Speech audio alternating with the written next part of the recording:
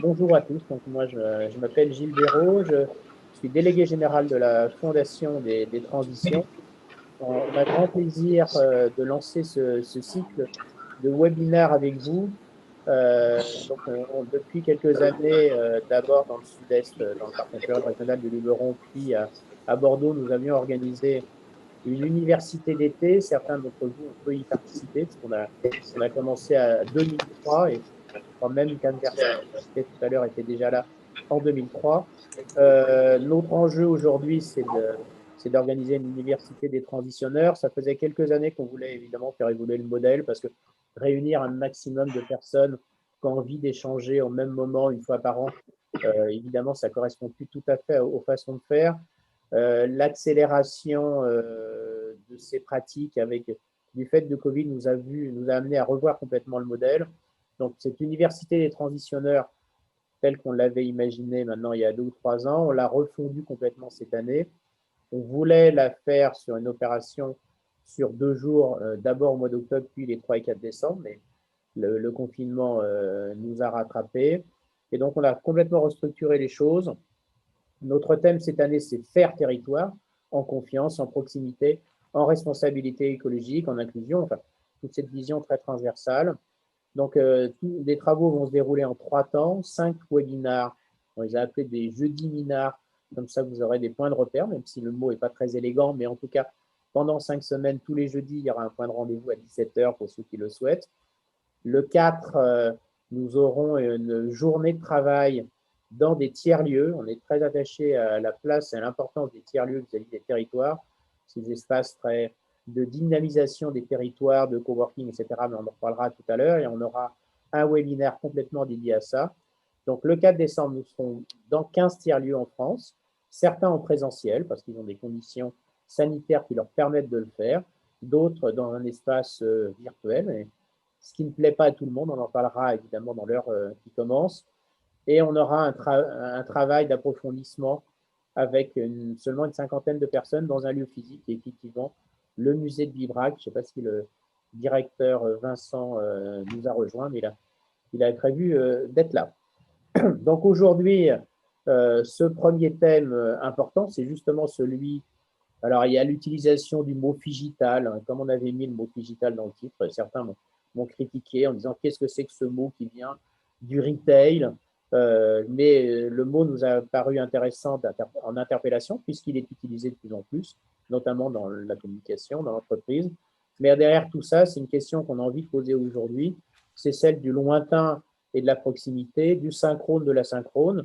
Et en gros, la question n'est pas de se dire est-ce que c'est bien ou pas bien de faire tout en numérique ou de faire tout en physique, mais justement, peut-on avoir une hybridation de l'ensemble de ces sujets et est-ce qu'on peut bien le vivre, est-ce qu'on peut partager, est-ce qu'on peut travailler, est-ce qu'on peut produire, est-ce que tout ça amène une transformation longue des choses, profitable, ou est-ce que c'est une dimension événementielle liée au Covid.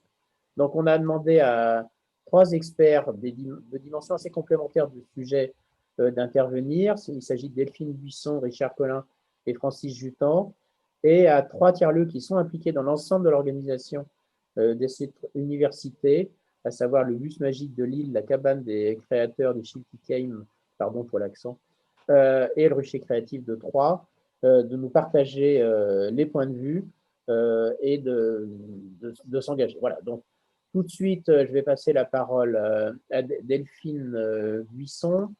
Elle fait beaucoup de choses. C'est une capacité qu'elle a d'assurer des missions très différentes, complémentaires. Elle dirige un réseau d'experts comptables qui s'appelle Eurus, qui est un réseau très, très important. Elle est aussi auteure. D'ailleurs, on attend prochainement son prochain livre sur l'entreprise amoureuse. Et elle a fait un certain nombre de keynotes. Vous connaissez les TEDx et tout ça. Donc, Delphine, si tu peux déjà nous dire comment tu vis cela en termes de réseau, passer de rencontres physiques à réellement une approche très hybride des choses, et comment se jouent les choses en termes de leadership. Donc, premier temps de parole chacun, 5 minutes, puis questions-réponses avec les tiers-lieux et vous tous. Delphine. Bonjour à tout le monde et merci Gilles de ton invitation. Je suis ravie d'être avec vous. Peut-être déjà juste une réflexion. On a tous connu des gens qui étaient, où on a été soi-même présent physiquement quelque part et complètement absent mentalement ou énergétiquement. Donc c'est pas parce qu'on est présent physiquement qu'on est réellement présent. Et à l'inverse, j'espère, je vous souhaite en tout cas d'avoir connu des relations digitales fortes. Et pour piloter quelques laboratoires, on fait aussi des rencontres en ce moment, des gens qu'on ne connaît pas et on fait des rencontres digitales. Donc on a quelques déconstructions à faire peut-être. Je discutais avec un de mes clients il n'y a pas très longtemps qui me disait oui mais je dois prendre la parole devant plusieurs centaines de clients, c'est pas pareil, je vais pas les sentir. Et le premier conseil que je lui ai donné, je lui ai dit, de toute façon, quoi que tu penses, tu as raison. Donc si tu penses que c'est pas possible, c'est pas possible. Donc peut-être commencer par essayer de penser que tout est possible. Voilà, c'est un deuxième type de réflexion. Puis la troisième réflexion, c'est que la connexion, finalement, c'est jamais qu'un canal qui est ouvert, hein, un canal qui rend possible quelque chose. On dit souvent quand on veut, on peut, mais l'inverse se pose comme question. Quand on peut, veut-on? Et que veut-on? Donc ça revient à l'idée de quelle est notre intention et ensuite les moyens, les formats seront les moyens ou les formats. C'est différent la connexion de la communication, hein. La connexion c'est vraiment la possibilité du canal ouvert et puis la communication c'est plutôt le flux qui circule, un flux d'informations, un flux d'énergie. Et c'est les deux finalement, la connexion, la communication, qui vont créer cette proximité, voire même cette connivence. Alors quand tu m'as posé la question de comment on vit le confinement, il y a un mot qui m'est venu tout de suite, c'est le mot résolution. Résolution, pourquoi? C'est que d'abord, je crois que compte tenu de ce qu'on a déjà vécu, il faut se résoudre à poser enfin une organisation qui soit stable, qui soit durable, c'est-à-dire un mode opératoire qu'on ne réinvente pas tous les 15 jours. Et ça, je pense qu'à la fois les dirigeants et les équipes ont besoin de ça, c'est vraiment important. On avait la chance dans l'organisation que je dirige d'avoir créé cette organisation avec une... Pardon, j'entends des choses. C'est peut-être compliqué, je ne sais pas si vous m'entendez. Donc, on avait la chance d'avoir déjà posé dans l'organisation que je dirige une organisation qui mixait le digital et le présentiel. Et qu'est-ce que c'est une organisation hybride? Dans le fond, c'est une organisation qui utilise un dispositif technologique simple et fonctionnel, avec la mise en place d'un management opérationnel de communautés, de travail, d'exploration, qui ont toutes des intentions très précises et des modes opératoires très très simples. Et puis surtout, j'ai envie de dire, un contrat relationnel qui permet les flux, qui permet cette agilité, l'agilité dans la prise de décision, l'agilité dans l'action, l'agilité dans le pilotage de projet aussi. Et tout ça est possible. Autant dans la première période de confinement, on était vraiment dans le traitement d'urgence et dans la mise en place de dispositifs nouveaux, autant aujourd'hui, je vois bien que toutes nos communautés ont repris leurs travaux structurants et donc nos deux programmes structurants autour de la data, autour de la RH sont en cours.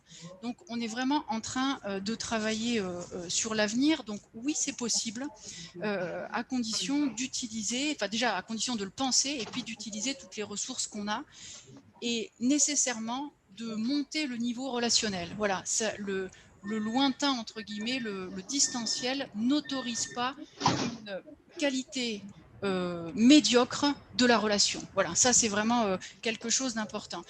Et j'ai envie de dire, c'est vraiment le bon moment pour remettre les cœurs à l'ouvrage. Quand je dis les cœurs à l'ouvrage, c'est une intention précise, partagée, et des actions qui vont ensuite être pertinentes. J'ai l'impression d'être dans le métro. C'est terrible. Merci. Il faut couper les micros là. Il faut couper les micros. C'est pas très agréable. Merci beaucoup. Donc voilà, le moment de remettre les cœurs à l'ouvrage, de travailler de concert, voilà, de s'autoriser, vraiment de s'autoriser, de lâcher un peu tout ce qui nous encombre. Et finalement, quand on regarde résolution, qu'est-ce que ça veut dire? Ça veut dire plein de choses, hein. Ça veut dire dissoudre, ça veut dire décomposer. C'est exactement ce qu'on est en train de vivre aujourd'hui. On décompose des besoins, des usages, et on va les recomposer d'une autre façon. On va résorber évidemment plein de difficultés, plein de petits problèmes au fur et à mesure. Et puis aussi résoudre, ça veut dire décider et trouver des solutions. Et aujourd'hui, j'ai envie de dire que on a la chance d'être une profession de service et nous sommes extrêmement résolus. Résolus, il y a cette volonté aussi à la fois du cerveau et du cœur, résolus à poursuivre des missions de service auprès des entrepreneurs et puis des territoires, bien sûr, mais résolus aussi à accélérer tous nos chantiers de transformation. Et on en avait un paquet qui était dans les stocks là et qui sont en train de reprendre vie à une vitesse très impressionnante. Et puis résolus enfin aussi à contribuer encore plus aux transitions sociétales, aux transitions environnementales, notamment avec des modèles émergents et qui vont aussi accélérer dans notre industrie, la comptabilité durable, qui est loin d'être anecdotique et qui devrait aider à ces fameuses transitions. Il y a beaucoup de choses à faire en ce moment. Donc, plutôt un confinement résolu, j'ai envie de dire. Voilà. Merci beaucoup pour cette approche positive et dynamique. Je pense que c'est effectivement comme ça qu'on peut y arriver. Et je retiens cette question qui dit qu'au-delà de cette affirmation qui est au-delà de la question proche-loin, synchrone, asynchrone, c'est la question de la qualité de la relation qui compte, beaucoup plus que le présentiel et la technologie. Donc, on va continuer avec Richard Collin. Donc, Richard Collin, qui a fait aussi beaucoup de choses, qui co-préside avec moi le comité d'organisation de l'Université des transitionneurs et qui a beaucoup travaillé sur ces questions d'économie de la connaissance, transformation des modes de travail, transformation digitale, à la fois comme enseignant à Grenoble École de Management, mais aussi en accompagnement d'entreprises et aujourd'hui même d'une région qui est la Nouvelle-Calédonie. Richard. Bonjour à toutes et à tous. Je suis content de partager ce moment avec vous de façon, je dirais, numérique. Et je crois que c'est ça qui est important. Notre question est, on est en train d'inventer quelque chose et je trouve ça formidable. Je trouve ça finalement tous ici, là nous sommes réunis, je crois, maintenant 58 à partager ce moment et à essayer d'inventer finalement ce qu'on peut faire ensemble. Et je crois qu'on découvre quelque chose d'extraordinaire qu'on savait depuis longtemps mais qu'on n'avait peut-être pas intégré. C'était qu'on était comme des poissons dans l'eau. L'eau pour nous c'est le numérique. Et les poissons, quand ils sont dans l'eau, ils ne pensent pas à l'eau, ils pensent qu'ils doivent faire des choses. Et ben, d'une certaine façon, ça fait un moment qu'on est dans le numérique et on doit penser, finalement, on ne doit pas penser au numérique, il est là et on vit avec. Ce que je veux dire simplement, c'est que par rapport à la question de ce qui est en train de se faire, c'est-à-dire de notre activité, c'est quoi notre activité à tous ici, d'une certaine façon? Ben pour la plupart, nous avons une chose à faire, c'est-à-dire de prendre de l'information sous des différents formats, de la mettre en contexte, en performance, et ceci pour décider, pour agir, pour inventer, pour innover, et je dirais pour quelque part, pour résoudre des problèmes. Et résoudre des problèmes, c'est quoi? C'est finalement de la connaissance. Et de plus en plus, l'activité humaine est basée sur, finalement, ça, c'est comment on va traiter de la connaissance. Et le côté intéressant, finalement, du numérique, c'est de nous permettre de traiter cette facilité d'information, de mise en contexte, de performance pour résoudre des problèmes. Mais le mot français, finalement, nous aide bien parce que connaissance, c'est avoir des connaissances. Et avoir des connaissances, c'est l'autre. Et ça, là, on retrouve la notion du loin près nécessaire, c'est-à-dire de créer finalement des éléments de proximité, des éléments d'attachement, des éléments de rapport avec l'autre, des éléments qui nous permettent finalement de tisser du lien, d'être dans cette action particulière où va se créer une nouvelle culture. Et si on parle finalement de ce qui est en train de se passer aujourd'hui, c'est peut-être est en train de s'inventer cette nouvelle culture du loin près dont parle, je dirais, Francis, qui nous en dira quelques mots. Et je crois qu'on a à être attentif à tout ça. Parce que aussi, et c'est ça la difficulté, c'est que c'est facile finalement dans beaucoup d'activités finalement de faire des choses quand on est dans des processus dans lesquels les choses sont organisées. Le télétravail, pour dire le télétravail, c'est assez simple quand il s'agit de traiter des choses qui sont finalement dans des process. Mais quand il s'agit de traiter des exceptions, quand il s'agit d'inventer, quand il s'agit de faire de l'innovation, quand il s'agit d'être dans la surprise, eh bien, on doit être finalement attentif à faire ça en proximité d'une certaine façon ou en petits groupes, ou à traiter de façon très innovante la façon dont on va traiter les choses avec le numérique. Donc, ce que j'ai envie de dire par rapport à cette question-là, c'est du figital, du loin près, de la façon dont on invente ce monde aujourd'hui, en ce moment. Eh bien, il me semble important qu'on soit attentif à comment on va respecter l'autre, comment on va être en mesure de résoudre ces questions-là. Et je dois dire qu'on a plein d'études à conduire, avec quand même une chose importante. Pensons toujours sur cet aspect de culture, sur cet aspect d'efficience, avec une chose importante, puisque quand on parle de numérique, on parle toujours de bande passante. Eh bien, ce qui est important aujourd'hui dans le travailler ensemble de façon différente, eh bien, la bande passante, c'est la confiance. Et comment on va parce que la bande passante, c'est la confiance, c'est la bande passante de la connaissance.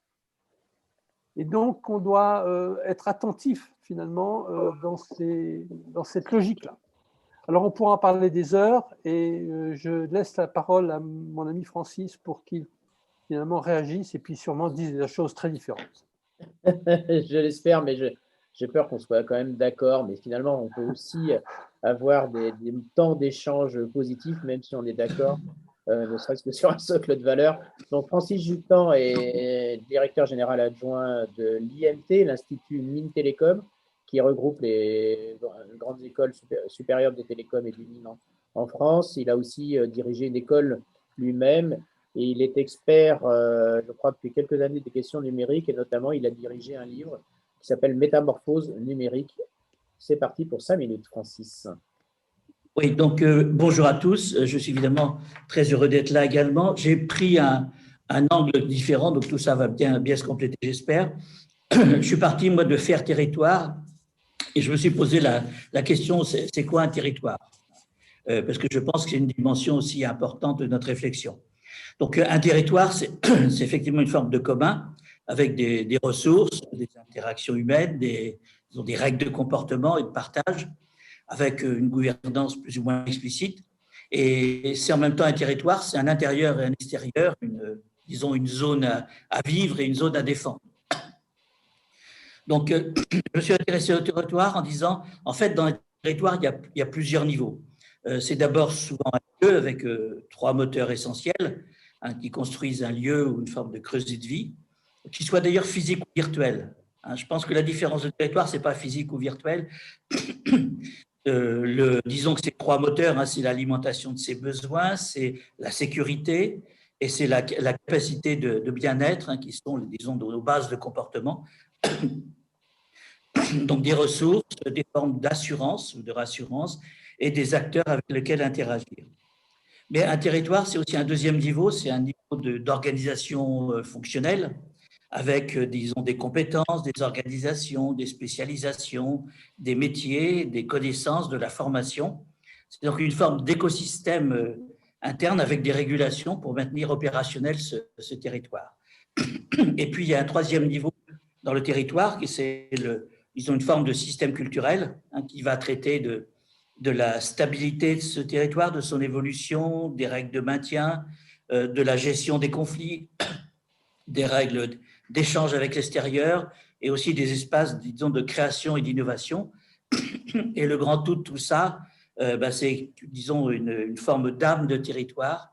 Et je pense qu'il faut garder ça en tête pour voir comment ces territoires ont évolué au cours des âges. Alors, je ne remonterai pas à la préhistoire, rassurez-vous. Les premiers territoires étaient effectivement au départ assez géographiques, avec des ressources naturelles, des capacités de transformation, des formes de hiérarchie, d'organisation, de gouvernance, des rites de maintien, de défense, de gestion d'un territoire physique. Et puis, avec l'arrivée des machines et du transport à longue distance, les ressources physiques sont devenues mobiles. La géographie n'était plus uniquement physique, elle dépendait des capacités de transport. Les villes se sont développées, donc les territoires se sont déplacés vers les villes avec une forme d'urbanisation de quartiers, de communautés qui se juxtaposent. Et ensuite, les territoires ont commencé à se mettre en réseau Et quand les télécommunications sont arrivées, ça n'a fait que accélérer ce phénomène de déterritorialisation physique. Et on a commencé quelque part à vivre dans le virtuel. Mais à cette époque, les constantes de temps restaient néanmoins à l'échelle humaine, et même si les distances pouvaient être loin, pouvaient être inhumaines, mais les constantes de temps restaient à l'échelle de l'humain. Pardon. Avec le numérique, ces effets sont amplifiés. La communication et les contenus deviennent surabondants, les interactions sont multiples, instantanées, omniprésentes. Et donc, les territoires se démultiplient, se juxtaposent et un peu s'éphémérisent. Donc, on a eu une forme assez profonde de déstabilisation de ces trois niveaux de fonctionnement d'un territoire. Un niveau de ressources et d'interaction et de sécurité, un niveau d'organisation fonctionnelle, un niveau d'évolution et dans. Ensuite, donc les enjeux aujourd'hui sont nombreux, hein, puisqu'on déterritorialise, comme on dit, on virtualise les relations avec le numérique, on a des formes de globalisation industrielle, on a aussi des formes d'artificialisation de l'organique, hein, avec ces concentrations urbaines. Et donc, il nous faut quelque part retravailler sur l'urbanisation des territoires. Donc, pour travailler sur l'urbanisation de ces territoires, je pense qu'il faut redonner de la géométrie source d'harmonie quelque part, de la géométrie des territoires qui peuvent être source d'harmonie, donc de l'espace structuré, des réseaux de relations explicites et spécifiés, des formes de civilité, des valeurs qui sont adaptées et construites et pas forcément les anciennes.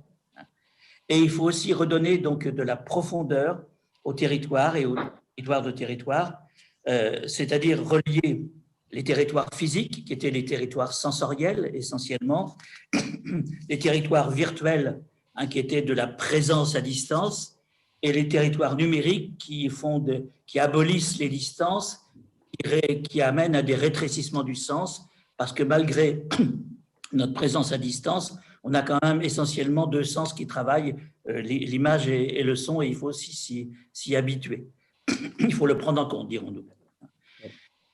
Donc, par rapport à ça, on a vu que le web ou l'Internet ou la multitude et les réseaux sociaux qui les occupent, c'est un modèle de territoire sous forme de jungle, quelque part. Hein. Ça pousse dans tous les sens, ça s'insulte, ça se congratule, il y a des choses géniales au niveau d'échanges artistiques et tout. C'est un territoire qui est à quelque part à construire et à structurer.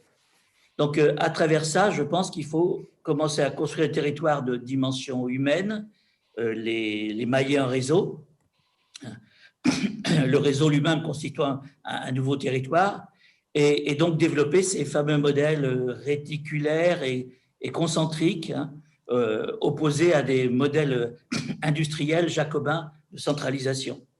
Et donc ça, c'est évidemment une chance, mais il faut l'organiser et il ne faut pas faire comme si rien n'avait changé, qu'on recentralisait, que tout se passait à Paris, par exemple, ce qui est loin d'être le cas, heureusement. Donc, il faut structurer la localité et la globalité de consommation, d'échange. Et donc, quelque part, il faut reprendre le contrôle à la base dans les territoires, mais aussi, et donc pour faire ça, parce qu'il faut quand même en même temps reprendre le contrôle dans les territoires et s'organiser, se réticuler, il faut apprendre aussi à domestiquer la force de ces flux de synchronisation, hein, avec ces rôles de médias de masse, et sachant que les médias de masse ont une grande utilité de synchronisation, mais qu'en quelque sorte, les réseaux sociaux sont aussi des médias de masse, hein, vu la vitesse à laquelle ils se développent, les choses se répartissent. Donc, je me dis, construction de ces territoires nouveaux, et les tiers-lieux, c'est effectivement une forme exemplaire de ces restructurations de territoires, mais aussi ne pas oublier de travailler sur tous ces flux, hein, ces médias de masse qui, quelque part, si on ne les domestique pas, vont quelque part brutalement rétablir des rapports de force ou de jungle, et ce n'est pas, je pense, ce que l'on souhaite. Merci beaucoup. Maintenant, on va demander aux responsables de trois tiers-lieux de nous partager leurs réflexions sur ce thème ou peut-être poser des questions. N'hésitez pas non plus à poser des questions. Je vois que certains nous ont rejoints au fur et à mesure. Je suis ravi, ça bouge beaucoup. C'est absolument intéressant. Et donc, je vais demander tout de suite au rucher créatif. Est-ce que, je ne sais pas qui de chez vous est là? C'est Emeline. Emeline, Bonsoir à tous. salut, est-ce que tu peux… Donc voilà, tu as réactivé le micro, c'est parfait. Et donc, on est tout à fait intéressé d'avoir tes remarques et tes questions sur un format vraiment très très court, bien évidemment, comme tout le monde. Oui, alors très court, nous, au Rucher Créatif, l'un de nos piliers, c'est l'accompagnement à la transformation numérique des entreprises, des entrepreneurs. Donc, on propose des événements sur ces sujets-là. Donc, le Figitel, c'est un sujet qui nous parle. Il y a deux choses que je trouve intéressantes. C'est que tu as dit en commençant que le Figitel venait du monde du retail. Et c'est vrai. Et autant le premier confinement a été un bel exercice pour mettre les entreprises au télétravail, eh bien, le deuxième confinement, on voit que ça va mettre les commerçants, les petits commerçants indépendants au numérique avec le click and collect. Et au final, on voit une boucle qui se forme puisque les outils utilisés et développés par le retail n'étaient pas du tout accessibles pour les petits commerçants et pour autant, ça peut aussi leur apporter des avantages. Et le confinement d'aujourd'hui leur permet de les découvrir. Donc, je trouve que cette boucle est assez intéressante. L'autre point, on parlait de territoire, c'est qu'il ne faut pas oublier, et nous on le voit au Rucher Créatif, les personnes qui sont intéressées pour découvrir des ateliers, pour se mettre aux outils numériques, eh bien, des fois ils nous disent, oui, ok, à Troyes on a la fibre, au Rucher Créatif on vient parce qu'on a la fibre si on veut travailler, mais chez moi, dans ma campagne ou ma boulangerie, eh bien, elle n'est pas connectée. C'est-à-dire que j'ai un compte Facebook pour pouvoir être vue, pour pouvoir me mettre aux nouveaux outils, mais je ne peux pas l'utiliser, je ne peux pas le pratiquer parce qu'on n'a pas encore Internet. Et ça, quand on parle d'une transformation globale, on parle aussi là aujourd'hui de la fracture numérique est encore bien présente et ça, il ne faut pas l'oublier. Et en tant que tiers-lieu, en fait, c'est aussi notre rôle de faire le lien entre tout ce qui peut se passer, tout ce qui est faisable et comment on peut l'appliquer sur nos territoires concrètement avec les moyens physiques et bien réels qu'on a. Voilà. Donc, ce n'est pas vraiment une question, mais une remarque sur de ce qu'on constate dans l'Aube aujourd'hui. Ton micro est coupé, Gilles, donc je n'entends pas ton retour. À force de dire à tout le monde de le couper. Voilà. Non, mais effectivement, je connais assez peu de personnes qui parlent positivement de ce deuxième confinement. Mais c'est effectivement, on le voit, un vrai accélérateur de ces sujets. Mais effectivement qui renforce les questions de fracture numérique. Où je dois dire qu'en arrivant dans la salle de réunion qu'on m'a prêtée tout à l'heure, mon inquiétude, c'était de me demander si j'allais avoir de la bande passante pour pouvoir faire ce travail d'animation ce soir. On va bouger un petit peu de Troyes pour aller totalement au nord pour donner la parole au bus magique, précisant que sur la journée du 4, 2 tiers-lieux se sont associés, Bus Magique à Lille, mais qu'on aura notre ami Joël Julien qui est prêt à prendre la parole, qui interviendra dans un autre des webinaires. Julien, c'est à toi.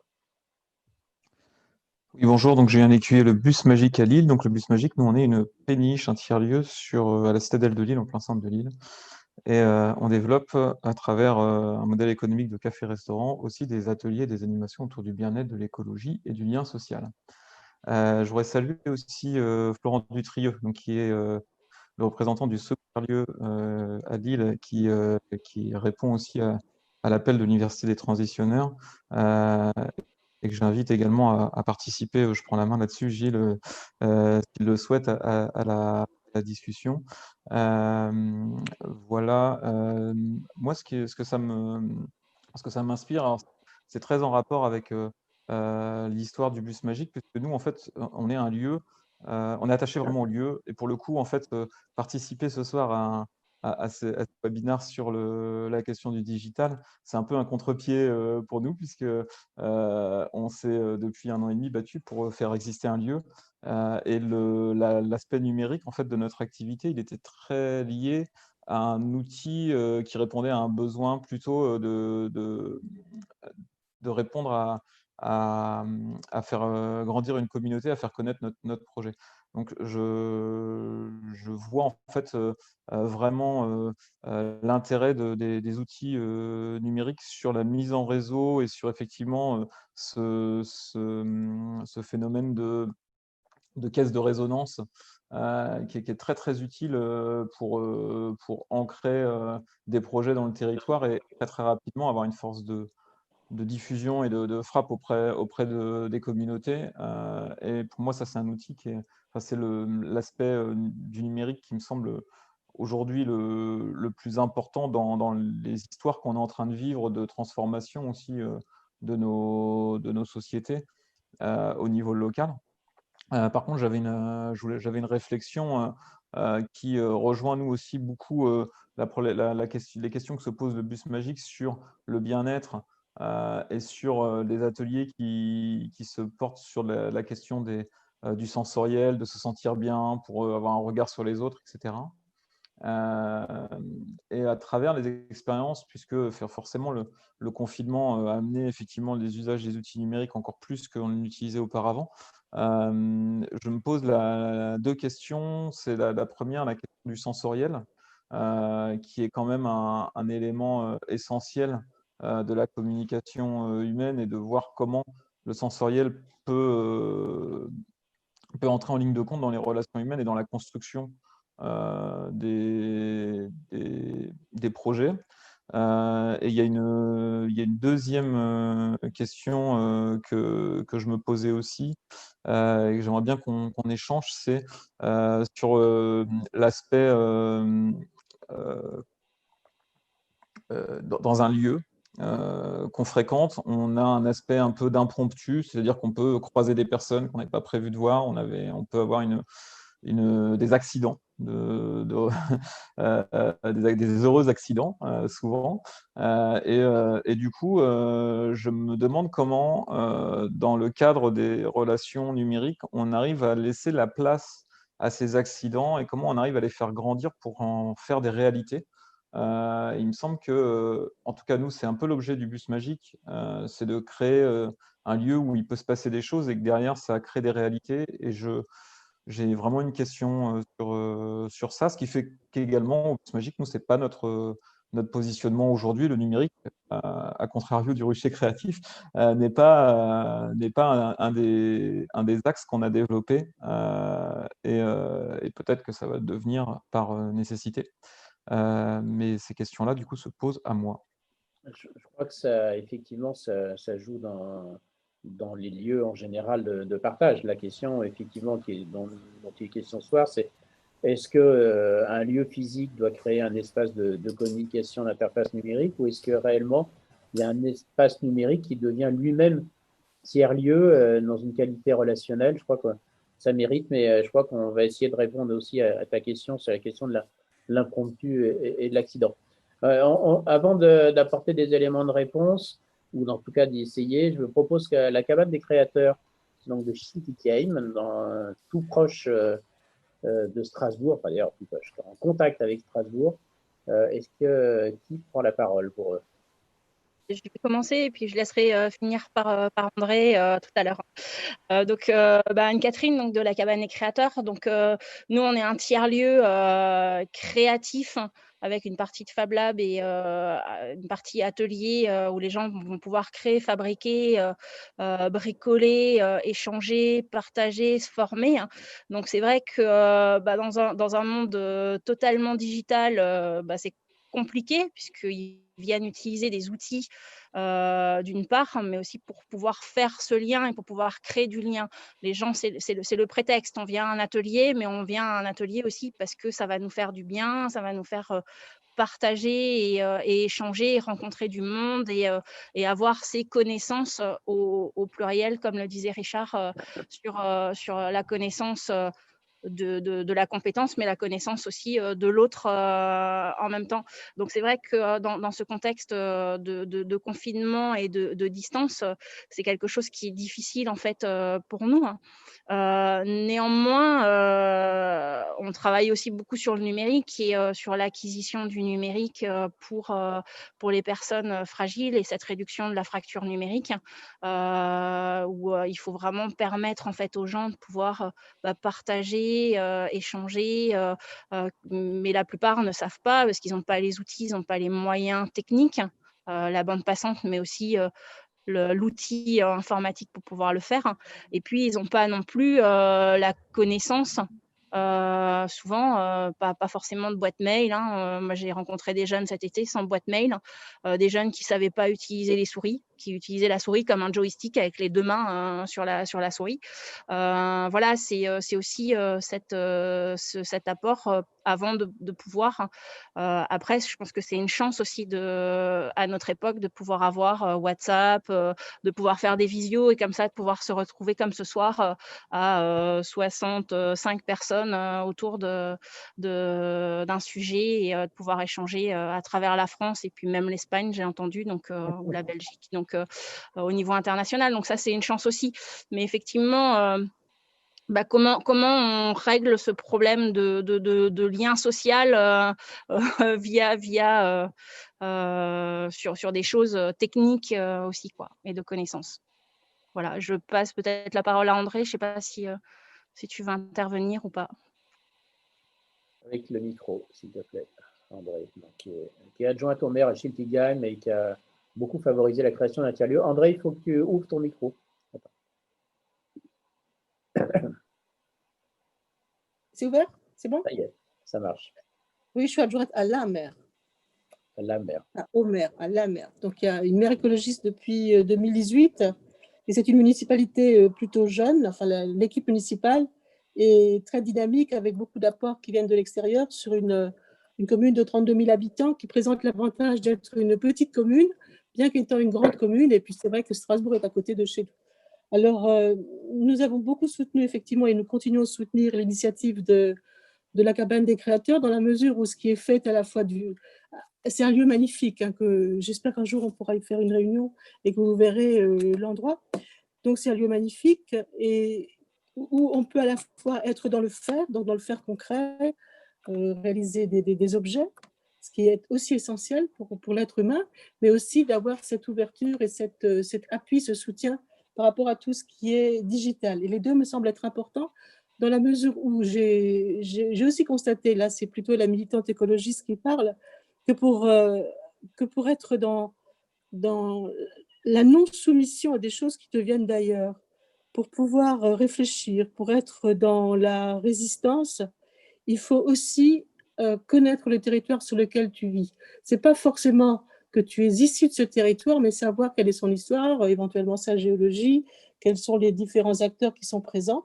Parce que lorsqu'on connaît un territoire, on peut aussi l'apprécier plus et on peut le défendre plus et on peut plus être un individu. Je l'arrête là. Merci beaucoup. Alors, on va faire un premier tour on va revenir vers nos trois intervenants en réponse aux premières questions. Pendant ce temps-là, n'hésitez pas à continuer à les poser sur le chat et je demanderai juste après ce tour de table très rapide à Myriam de nous faire une synthèse de ce qui peut se dire. Donc, n'hésitez pas à continuer. Delphine, tu avais commencé un peu sur ces sujets, notamment du sensoriel, du cœur. C'est un sujet important. Est-ce que réellement on est en train de sortir du numérique qui est dans sa vision froide, etc. Je pense que la question générationnelle est aussi forte. Je crois que quand on discute avec des adolescents, eux considèrent qu'il n'y a pas d'espace virtuel, qu'il n'y a qu'un seul espace. Et on n'est pas du tout sur le scénario de Spielberg dans Ready Player One, pour ceux qui l'ont vu, où la vie n'est plus devenue que virtuelle. Aujourd'hui, je pense que ce n'est pas du tout ça l'avenir, mais c'est plutôt quelque chose de plus complet, mais qui pose la question du sensoriel et effectivement des questions d'impromptu. J'ai quand même vu passer la réflexion d'Anne Versailles tout à l'heure de Belgique, qui est venue par hasard, mais qui a l'air contente d'être là. Voilà, comment tu réagis là-dessus? Et ensuite, on refera un petit tour de table aussi avec avec Francis et Richard, mais j'ai envie de les interpeller sur les questions de compétences, capacités, parce que vivre ce monde-là, à la fois numérique et présentiel, bah, ça demande un peu de compétences et de capacités. Et je crois que vous êtes tous les deux intéressés par la formation des plus jeunes. Delphine.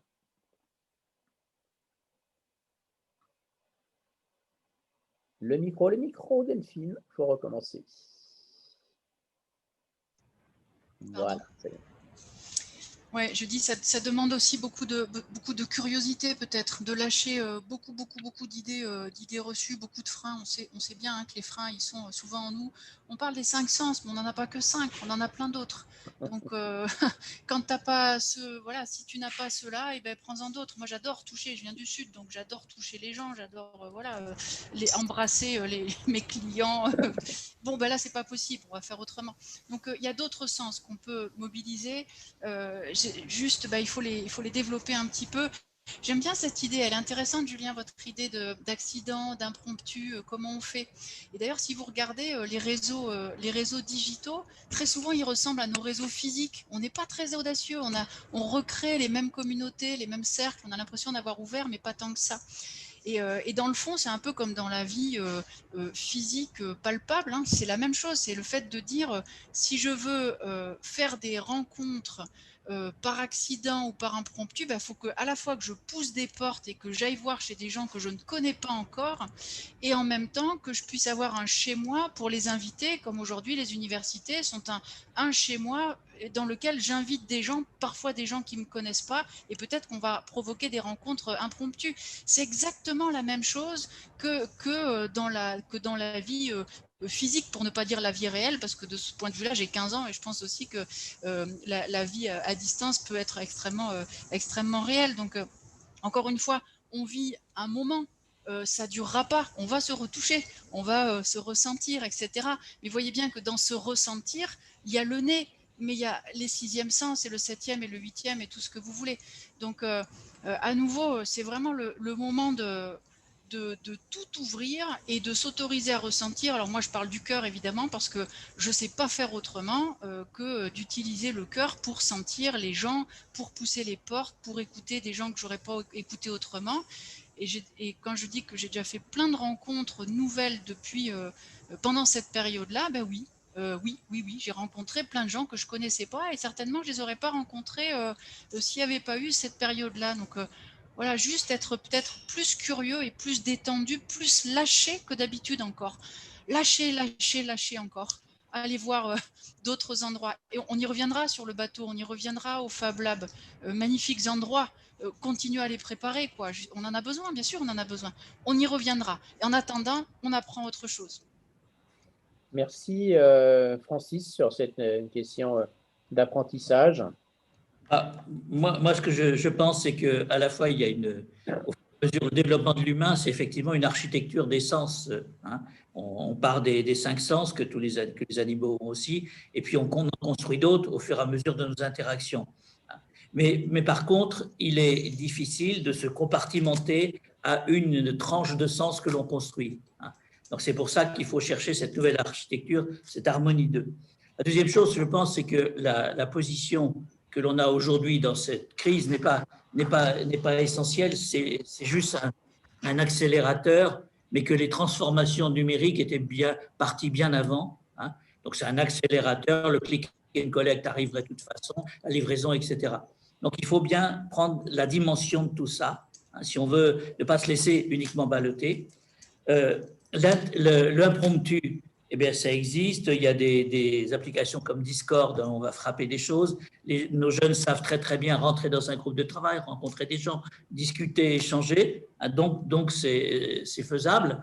Bon, pour ma génération, ça l'est un petit peu moins, donc je suis peut-être je suis plus malhabile pour ça. Bon. Donc, pour moi, effectivement, il n'y a pas de pessimisme là-dessus, puisque de toute façon, on a les clés, on a les outils en main. Cela dit, avoir les outils en main, c'est-à-dire l'initiative personnelle, fait qu'il y a quand même des déterminants. Hein. Et ces déterminants, il faut les travailler, parce que d'abord, d'autres peuvent pouvoir s'en emparer. Hein. Donc, il faut aussi s'organiser pour ça. Et puis, effectivement, alors l'apprentissage, hein, c'est vrai que c'est important parce que on n'est pas tous égaux dans l'accès, dans l'usage et tout ça. Bon, pas des personnes âgées comme moi, où quelque part, on va finir de vieillir et puis les jeunes formés sont beaucoup plus à l'aise là-dessus, sur tout ça. Et moi, de toute façon, c'est pas grave, je trouve ma voie là-dedans. Hein. On trouve tous notre voie là-dedans.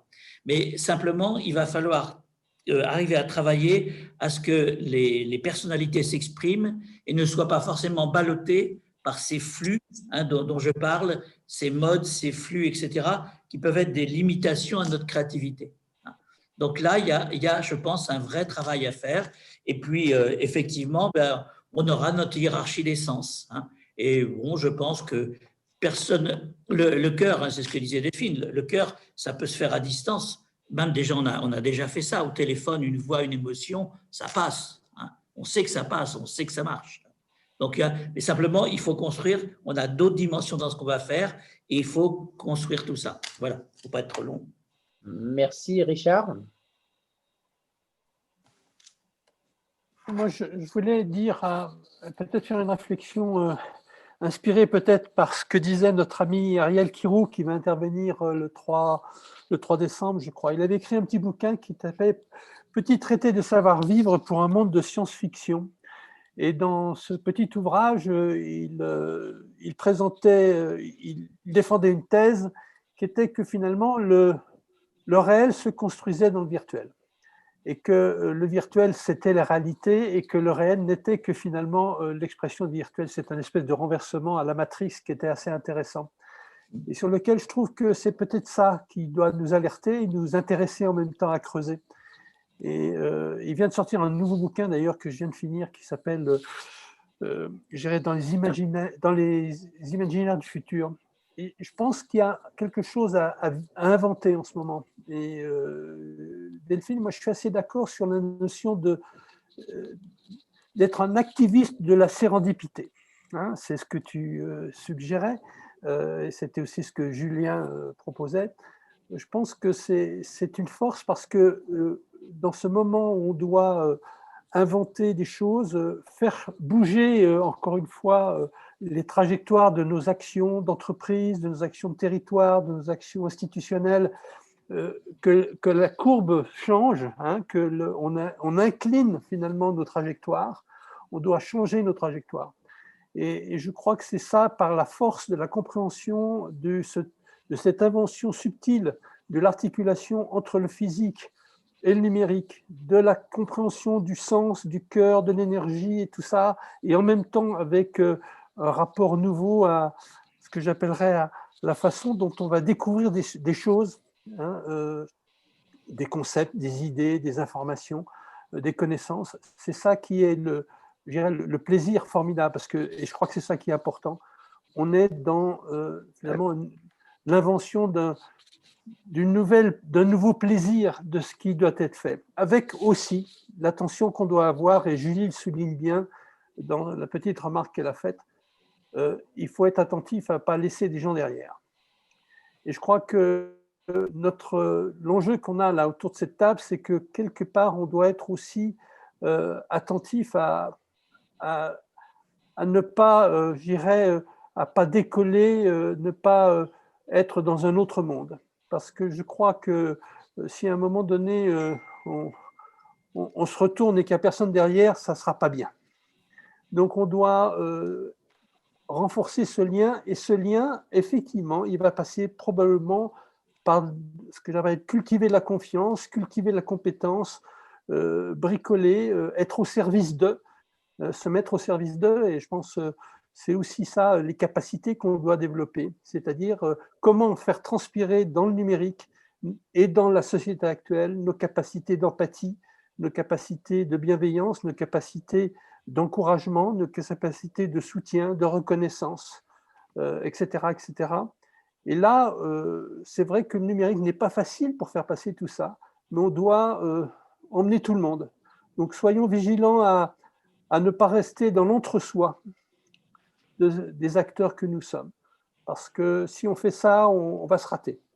Et moi, je crois que, bien sûr, Figital, loin près, et j'aime bien cette expression que défend ardemment Francis, Mais loin près, c'est loin près physiquement, c'est loin près aussi des autres avec lesquels on n'a pas l'habitude d'être forcément, et qu'il faut qu'on emmène, et qu'on ne soit pas loin d'eux, qu'on soit près d'eux. Et moi, je nous invite tous, et c'est un peu de l'intention qu'on a dans le dispositif de l'université, c'est aussi finalement de créer une espèce d'attracteur étrange dans lequel on va être en mesure de faire de l'émergence sociétale nouvelle et assurer finalement cette dissémination de ces valeurs, de ces approches. Et comment on va le faire? On compte tous ensemble pouvoir le faire. C'est ce que je voulais dire. Merci beaucoup. Donc, Myriam, c'est difficile de faire une synthèse, le flux s'est accéléré là.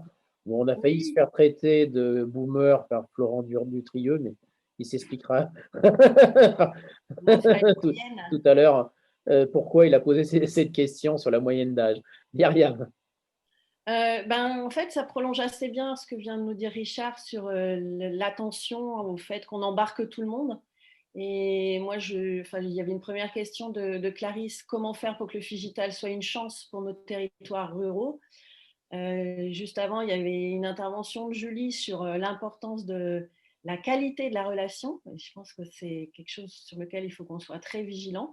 Alors, elle nous propose un guide pratique, ce qui est très bien, mais je pense qu'il y a un enjeu important dans ce cadre-là pour éviter le décrochage de beaucoup de monde finalement.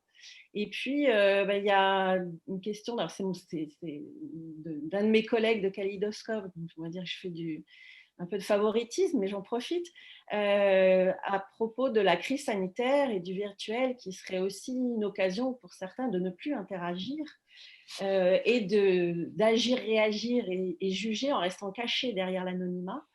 Donc, je trouve qu'il y a pas mal de choses quand même sur des décrochages qui peuvent aussi nous paraître un peu inquiétants.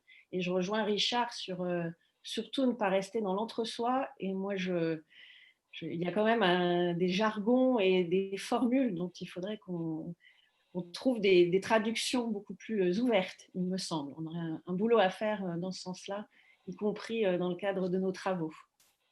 Voilà, en résumé, je n'ai sûrement pas tout dit, mais je pense que ça continue à échanger. Donc, non, il y a beaucoup de choses. Il y a aussi une invitation sur les questions d'alimentation et agriculture, qui est le sujet d'ailleurs de notre webinaire de la semaine prochaine. Donc, je pense j'ai envoyé un message à Frédéric pour lui signaler que voilà, on traite ça la semaine prochaine avec plaisir. On peut se parler. Alors, Florent, pourquoi tu as posé la question de la moyenne d'âge? Vous m'entendez? Bonsoir. Oui, très bien. J'ai posé la question de la moyenne d'âge parce que là, je vois les personnes à l'écran et je me sens dans le bas de la moyenne d'âge. Et du coup, il y avait une réflexion sur les générations. Et j'avoue que depuis que je suis rentré sur le sujet des transitions avec vous, il y a plein de choses, plein de sujets qui émergent. Et je navigue entre les sujets, j'essaye de me positionner, ça me fait bien réfléchir. Et du coup, on est tous à des niveaux de maturation différents, on fait ce qu'on fait dans nos lieux. Et comment, ma question de fond, c'est comment on trouve la place pour participer à tout ça et justement faire connaissance de manière plus collective. Voilà. Moi, en fait, ce que j'aime bien, je réagis comme ça à chaud. Moi, je suis assez marqué par l'univers du compagnonnage et je trouve que dans les tiers-lieux, il y a cette dimension-là et elle se retrouve dans une vision plus traditionnelle. Les compagnons qui font leur tour de France, etc., ils ont des liens un petit peu partout et en même temps, ils ont un ancrage local. Voilà, j'aime bien cet univers-là. Je suis un peu fouillis, mais il y a trop de choses. Non, mais je crois qu'effectivement, ça crée beaucoup de complexité, cette affaire, mais la question générationnelle, on a un groupe de travail qu'on avait mis un peu en sommeil, qu'on va relancer en début 2021, justement, qu'on appelle Génération Gaming. Et moi, je vais citer une anecdote que certains d'entre vous m'ont déjà entendu citer, c'est que j'ai un fils qui m'a dit un jour, je me suis fait un nouvel ami sur Internet, sur Discord, en jouant, etc. Et je lui dis, il fait quoi? Il répond, et il dit, on a les mêmes choses. Et je lui dis, il s'appelle comment? Ok. Puis après, je lui demande, mais il habite où? Et effectivement, il s'arrête, il me dit, mais pourquoi tu me poses la question? Ça n'a absolument aucun intérêt de toute sorte. Donc effectivement, ça me pose aussi des questions sur les territoires, pour préciser quand même que Florent, par ailleurs, est architecte. Écoutez, il est 18h00, on n'a pas répondu à tout. Je pense qu'il y a effectivement cette question positive et négative. On va refaire un petit tour de piste, si vous voulez bien, nos trois intervenants, sur leurs priorités sur le sujet. On va le faire en sens inverse de tout à l'heure. On va commencer par Francis. C'est quoi la priorité pour avancer? Qu'est-ce qu'on peut faire ensemble? Moi, je dirais qu'il faut à la fois regarder loin, parce que si on ne regarde pas loin, on est perdu.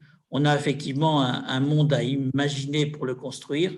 C'est dans ce sens-là que ça se passe dans ces périodes de métamorphose. On n'a pas à se laisser guider uniquement, il faut imaginer les choses pour les construire.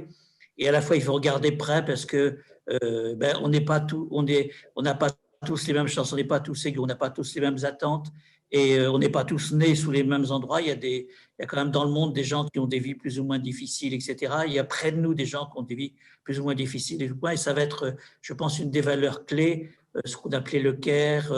Et le care, c'est partie prenante de ça. Donc, je dirais loin, près, en même temps. Merci. Richard?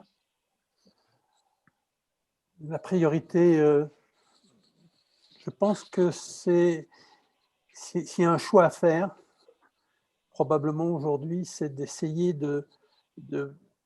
d'être dans son territoire et en proximité, de s'attacher à faire des petites choses, mais concrètes et très opérationnelles, de telle façon que finalement on puisse développer et attirer des gens dans la diversité qui viennent travailler ensemble sur des choses. Et ça peut se faire à distance, même si on est proche physiquement, on peut se dire, tiens, proche physiquement, on peut faire des trucs ensemble. Moi, je suis assez impressionné par un travail que mènent quelques associations très localement inscrites et qui travaillent finalement avec des moyens numériques pour finalement inscrire des choses dans leur territoire, faire des choses. La priorité, c'est quand même finalement s'appuyer sur des choses simples, c'est-à-dire permettre à des gens de se retrouver pour faire des trucs ensemble et utiliser les moyens de la technologie pour le faire et accélérer. Merci. Delphine, en quelques mots.